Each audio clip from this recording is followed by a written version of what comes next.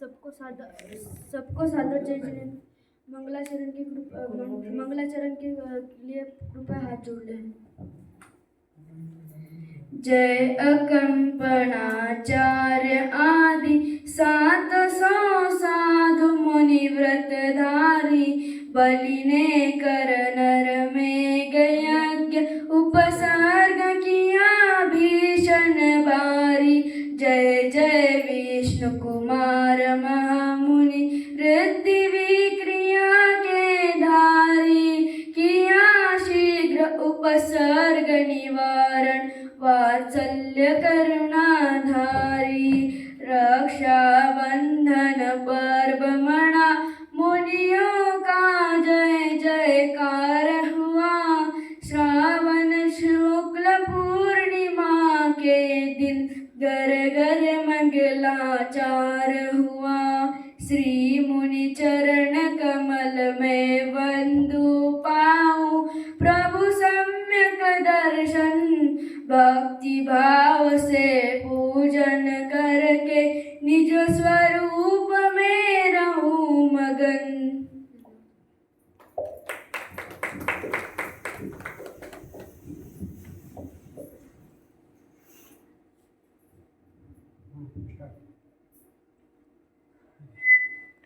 आज बहुत बड़ा त्योहार है।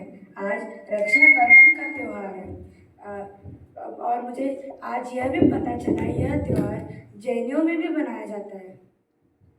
और आज के इस भाई बहनों के त्योहार में मेरे बहनों ने आज मुझे राखियाँ भी बांध दी है। अरे भैया, क्या बोल रहे हो आप नहीं जानते इस बात को कि जैन दर्शन में त्योहार नहीं मनाए जाते, जैन दर्शन में पर्व मनाए जाते हैं। भैया, त्योहार और पर्व में क्या अंतर है? अगर हम डिक्शनरी में देखें तो अर्थ तो एक ही निकलता है। ऐसा नहीं है। त्योहार में राग द्वेष का व्यक्तिकरण होता है, अर्थात लोगों का उस दिन को मनाने का प्रयोजन वितरागता की उत्पत्ति नहीं होती है, बल्कि राग द्वेष का पोषण होता है। इसलिए हम देखते हैं दीपावली के दिन हमारे कुछ भाई जुआ खेलते हैं। खेलना चाहिए के नाम पर, बड़ा त्योहार है के नाम पर, भगवान को प्रसन्न करने के लिए हमारे कुछ जैनेतर भाई जुआ खेलते हैं। और होली के दिन हमारे कुछ भाई भांग शराब आदि पीकर पड़े रहते हैं और चिल्ला पुकार करते रहते हैं। और जैन दर्शन में हर एक अनुष्ठान का फल वितरागता हुआ करता है, हर एक कार्य का फल वितरागता का पोषण हुआ करता है। और हर एक जैन दर्शन में हर एक अनुष्ठान का फल वितरागता हुआ करता है, हर एक कार्य का फल वितरागता का पोषण हुआ करता है। तो इसमें भला वितरागता क्या आई? जैसे पिचकारी लेकर किसी पर रंग उछाल रहे, पानी फेंक रहे, इसमें तो सरासर राग द्वेष का पोषण हो गया। और दीपावली के टाइम पर कितने ही मिठाइयाँ नमकीन ला ला कर खाए जाते, इसमें तो सरासर राग द्वेष का पोषण हो गया। और भैया, आपने भी हाथों में राखियाँ बांधी ना, ये क्या भाई और बहन के उत्सव का दिन नहीं है आज का? क्योंकि इससे तो भाई और बहन के बीच में राग द्वेष का पोषण होगा। और जैन दर्शन में पर्व मनाए जाते हैं जहाँ पर वितरागता का पोषण हुआ करता है। तो ये भाई और बहन के उत्सव का दिन नहीं है भैया, ये हमारे समस्त साधर्मी जनों के बीच का आज पर्व है। इसलिए और हाँ, सुन लो भैया, आप जो रक्षाबंधन का उत्सव कहते हैं ना इसको, तो ये रक्षाबंधन का उत्सव नहीं है, ये रक्षा पर्व है। क्योंकि आज के दिन बंधनों से रक्षा हुई थी और तुम तो भाई और बहन के बीच में बंधनों की गांठें बांध रहे हो। तो ये वात्सल्य का पर्व है। हमारे जितने भी साधर्मी भाई बहन धर्मायतनों के प्रति पाला जाने वाला यह पर्व है। इसलिए हम देखते हैं मंदिर जी में कई जन जाकर टेबल आदि को रक्षा सूत्र बांधते हैं और टेबल आदि को रक्षा सूत्र बांधते। तो इसका ही तो प्रयोजन है कि जब तक मेरी सांस में सांस है तब तक मैं धर्म की रक्षा करूंगा, धर्मात्माओं पर आया हुआ संकट में मेरा संकट मानूंगा और उसकी रक्षा के लिए मैं कटिबद्ध हूँ। ऐसा ही आज रक्षा पर्व है। अच्छा, तो आज पता चला यह त्योहार नहीं, यह वात्सल्य का पर्व है। यह भाई बहनों के बीच का त्योहार नहीं है, साधर्मियों के बीच का एक पर्व है जो हमें जुड़ाए रखता है। यह तो भाई बहनों के बीच बस राग द्वेष का पोषण होता है, पर साधर्मियों के बीच तो वीतरागता का पोषण होता है। तो पर यह पर्व, यह वात्सल्य का पर्व कब से चल रहा है, कोई मुझे बताएगा? जय जिनेंद्र। जय जिनेंद्र। मैं आपको बताता हूँ। यह पर्व श्रावण शुक्ल पूर्णिमा के दिन मनाया जाता है, तभी तो इसे राखी पूर्णिमा भी कहते हैं बहुजन, और इसे राखी पूर्णिमा कहते हैं बहुजन। मैंने ये सुना है कि रामचंद्र जी के काल के टाइम से मनाते आ रहे हैं, और लगभग मुनि सूरत भगवान के शासन से मनाते आ रहे हैं, ऐसे सुना है। अर्थात इसे लाखों वर्ष हो गए मनाते मनाते। अच्छा, मतलब ऐसे ही हम बहुत समय से मना रहे हैं, पर इसके पीछे कुछ तो शिक्षा होगी, कुछ तो कहानी होगी, यह क्यों मनाई जाती है। कोई मुझे बता सकता है इसके पीछे की कहानी क्या है? जय जिनेन्द्र। जय श्री। इस दिन अकंपनाचार्य आदि 700 मुनियों का उपसर्ग दूर हुआ था, अतः यह हमारी खुशी का दिन है। यह अकंपनाचार्य और 700 मुनिराज कौन थे? कृपया संक्षेप में बताइए। सुनो, अकंपनाचार्य एक दिगंबर संत थे। उनके साथ 700 मुनियों का संघ था, और वे उसके आचार्य थे। एक बार वे संघ सहित विहार करते हुए उज्जैन नगरी पहुंचे। उस समय उज्जैन के राजा श्री वर्मा थे। उनके 4 मंत्री थे, जिनका नाम था बलि, नमोजी, बृहस्पति और प्रहलाद। जब राजा ने मुनियों के आगमन का समाचार सुना, तो वे सदल बल उनके दर्शन को पहुंचा। उनके साथ उनके 4 मंत्री भी आ गए। सभी मुनिराज आत्मध्यान में मग्न थे, अतः प्रवचन चर्चा का कोई प्रसंग नहीं बना। मंत्रीगण मुनिराजों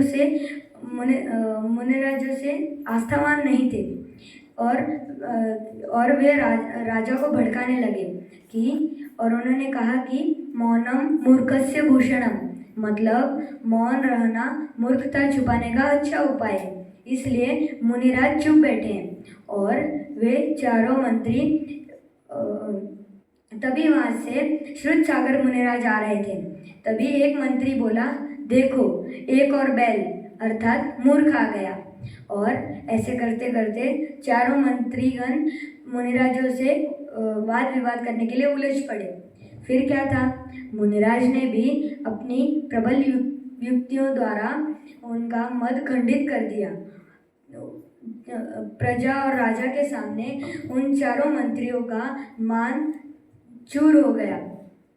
उस दिन तो वह चले गए, लेकिन रात्रि में वहीं पर चारों मंत्रियों ने जाकर उन मुनिराज को मारने के लिए तलवार उठाई, लेकिन उनके हाथ वहीं कीलित रह गए। और जब सुबह प्रजा और राजा ने उन्हें देखा, तो उन्होंने मुनिराज की जय जयकार की और चारों मंत्रियों को देश निकाला दे दिया। मुनिराज तो वहीं रह गए थे, तो उन्हें रात में वो ध्यानस्थ रहने चाहिए थे। जब मुनिराज ने वाद विवाद की घटना आचार्य श्री को बताई, तो उन्होंने कहा कि तुम्हें वाद विवाद नहीं करना चाहिए था। कारण जैसे सर्प को दूध पिलाने से विष ही बनता है, वैसे तीव्र कषायी जीवों से तत्व चर्चा करने से उनका क्रोध बढ़ता ही है, और कषाय की तीव्रता में वह उपसर्ग भी कर सकते हैं। इसलिए उन्होंने कहा कि तुम रात में जाकर वहीं ध्यानस्थ रहोगे।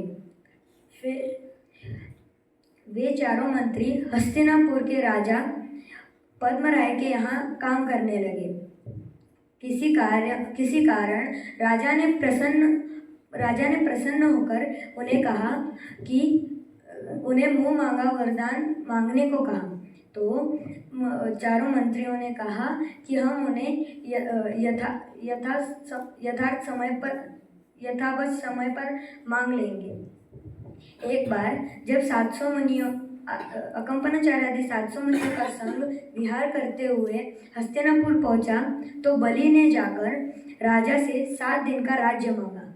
राज्य प्राप्त होने के बाद वह अकंपनाचार्य आदि 700 मुनियों पर घोर उपसर्ग करने लगा। फिर जो राजा पद्मराय के छोटे भाई थे, जो पहले ही दीक्षित हो चुके थे, मुनि विष्णु कुमार, उन्होंने उनका उपसर्ग दूर किया। ऐसे दुष्ट शक्तिशाली राजा से निशस्त्र मुनिराज तो कैसे बचे? उनको विक्रिया रिद्धि प्राप्त थी। यह विक्रिया रीति क्या होती है? विक्रिया रीति के कारण विक्रिया रीति के बल पर हम हमारे शरीर को चाहे जितना बड़ा या छोटा कर सकते हैं। अपने मुनि पद को त्याग कर विष्णु कुमार मुनि ने एक बावनिया का वेश धारण किया और वे बलि के दरबार में पहुंच गए। वहाँ उन्होंने बलि को प्रसन्न कर बलि ने कहा कि तुम मांगो, तुम क्या मांगते हो? तो विष्णु कुमार मुनि ने कहा कि मैं मेरे 3 कदम की भूमि मांगता हूँ। तो उन्होंने कहा ठीक है, ले लो। तो उन्होंने विक्रिया रीति के बल पर अपना शरीर इतना बड़ा कर लिया कि उन्होंने 2 पैरों में ही पूरी भूमि नाप ली। और इस प्रकार विष्णु कुमार मुनि ने बलि आदि तीनों मंत्रियों को परास्त कर सभी मुनिराजों की रक्षा की। क्या मुनिराज ऐसी भूमिका बना सकते हैं? नहीं, तुमने सही से नहीं सुना। मैंने कहा कि उन्होंने अपना मुनि पद त्याग कर यह कार्य किया, बाकी यह उनके पद के योग्य नहीं, इसलिए तो उन्हें प्रायश्चित लेना पड़ा था, फिर से दीक्षा लेनी पड़ी थी। जय हो विष्णु कुमार मुनिराज की। सत्य तो जय हो अकंपनाचार्य आदि 700 मुनियों की, जिन पर इतना भीषण उपसर्ग आने पर भी उन्हें उनके आत्म ध्यान से डिगा ना सका। वैसे तो श्रुति सागर मुनिराज भी, क्योंकि उन्हें बलि आदि से मंड खंडित भी किया। वैसे उनका विद्वत्व तो प्रशंसनीय है ही, लेकिन उन्हें वाद विवाद नहीं करना चाहिए था, क्योंकि एक आत्मध्यानी को तीव्र कषाय से उलझना ठीक नहीं। क्यों? देखो ना, इसी के कारण कितना बड़ा झगड़ा हो गया। तीव्र कषाय जीवों को कितना भी समझाओ, इसलिए जो तत्वज्ञानी जीव है, साधर्मी जीव है, उन्हें अपना तत्व ज्ञान करते रहना चाहिए। उन्हें जग के मिथ्या प्रपंचों में नहीं उलझना चाहिए। यही रक्षा का सच्चा उपाय है। जय जिनेंद्र। तो यह थी जैनियों में रक्षाबंधन की कहानी। पर ये कहानी तो जान ली, पर हमें इस पर्व से हमें क्या शिक्षा मिलती है, कोई बता पाएगा? जय जिनेंद्र। जय जिनेंद्र। मैं आपको बताऊं, आज वही दिन है जिस दिन विष्णु कुमार मुनिराज ने अपने तपोबल तथा विद्या बल को सहारा बनाते हुए अकंपनाचार्य आदि मुनिराज को 700 मुनिराज के ऊपर अहिंसा धर्म की रक्षा करके हिंसक बलि को साजिश को नाकाम किया था। वह आज पावन दिन है, क्योंकि हम अहिंसा पर हिंसा का विजय पर भी देख सकते हैं। हिंसा के विजय पर भी देख सकते हैं। यह कलंक है कि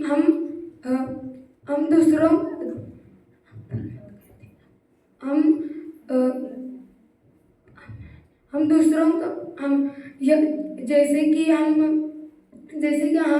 अड़ोस पड़ोसों को अखाड़े में आना पड़ा। यह कलंक है। जैसे हम जैन धर्म के प्रति अपना वात्सल्य प्रकट नहीं किया, जो अपने अंदर प्रति है वो धर्मात्मा का नाटक करते हैं। जो मन में अंदर हम धर्म के प्रति अपने अंदर जो एकदम से तहस नहस है